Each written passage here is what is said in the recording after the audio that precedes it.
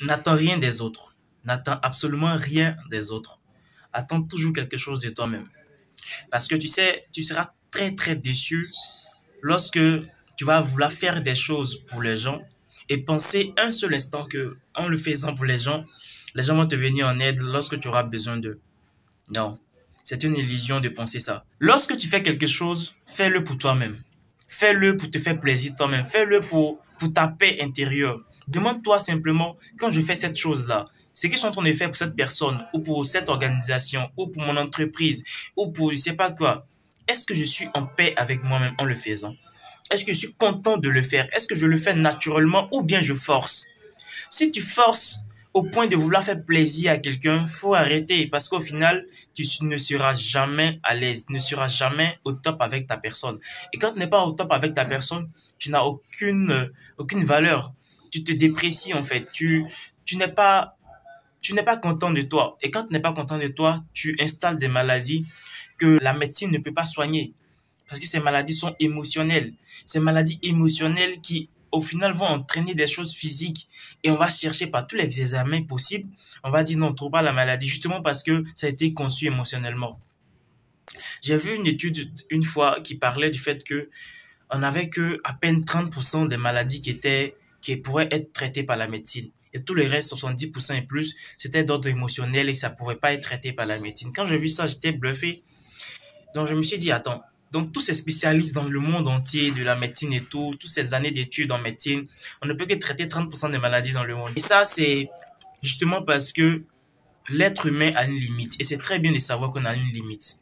Le reste, c'est Dieu qui gère. Donc, fais les choses pour être en paix avec toi-même et avec ton Dieu. Il y a des choses parfois que tu es en train de chercher, tu fais tout, tu avances, enfin, tu te donnes tous les moyens, mais tu vois que ça ne passe pas. C'est pas de dire d'abandonner forcément, mais pose-toi la grande question. Pourquoi est-ce que je fais ça? Pourquoi est-ce que je fais cette chose? Pose-toi la question.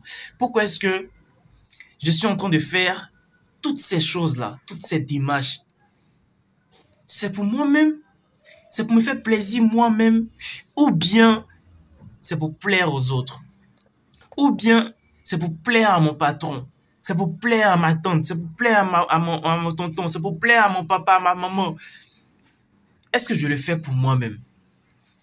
C'est pour plaire à ma femme, à mon mari?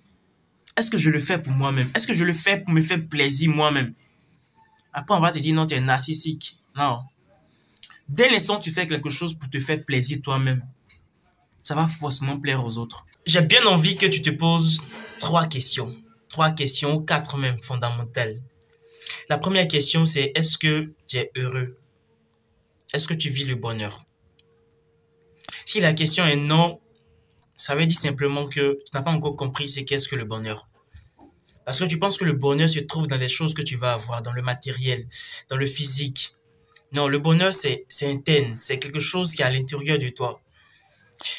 Être heureux, c'est à l'intérieur de toi.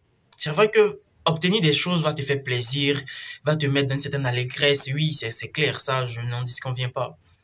Mais le bonheur, véritablement, c'est interne. C'est à l'intérieur de toi. Je parle et puis je souris parce que c'est tellement vrai. Tu ne peux pas courir derrière le bonheur. Tu vas jamais l'obtenir. Tu vas jamais l'obtenir. Il n'est pas physique, le bonheur. Le bonheur, il est spirituel. Il est à l'intérieur de toi. Donc, tant que tu n'es pas heureux, tant que tu n'es pas dans le bonheur, tu peux pas vivre le bonheur. Tu dois apprendre à le vivre.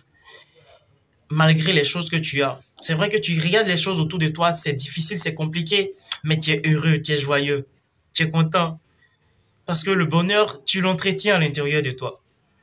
Le bonheur, il est plus que mental, il est spirituel. Et comme la spiritualité dépend de ta relation avec Dieu, ta spiritualité dépend de toi, ça ne dépend pas d'une certaine religion, je ne veux pas en parler ici. La deuxième question que je veux te poser, c'est qui suis-je? Qui tu es? Tu es qui? Souvent on fait des palabres, on dit toi mais tu es qui? Non, sérieusement, qui tu es? Pose-toi la question, qui tu es fondamentalement? Pas ta profession, pas je suis papa ou maman, pas non, qui tu es? Faut te poser cette question, médite dessus, comme les religieux aiment bien le dire, médite dessus. Qui suis-je? Pose-toi la question suivante, la troisième question. Quel est mon idéal? Quel est mon but principal? Qu'est-ce que je veux faire? Qu'est-ce qui m'anime?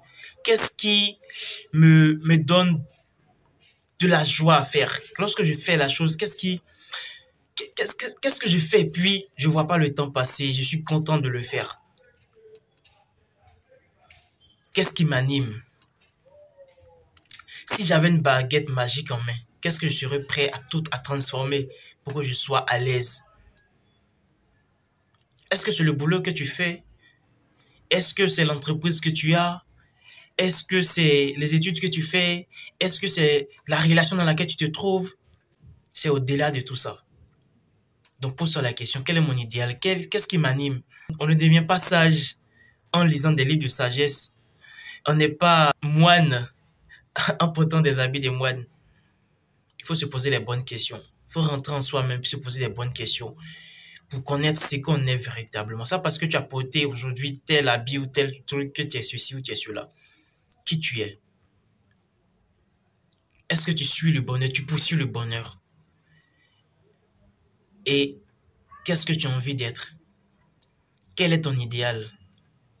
Lorsque tu auras terminé de te poser ces trois questions, tu auras terminé de réfléchir sur ça, de vraiment te reposer ça, de reposer encore et encore. Tu vas comprendre qu'il y a beaucoup de choses qui t'échappent. Beaucoup de choses. Et que tu peux améliorer. Ça sert à rien de faire des choses en cherchant à plaire aux autres. Ça sert à rien. Je vais m'arrêter là pour aujourd'hui. Si tu as aimé, tu partages, tu t'abonnes et puis tu me laisses en commentaire tes impressions.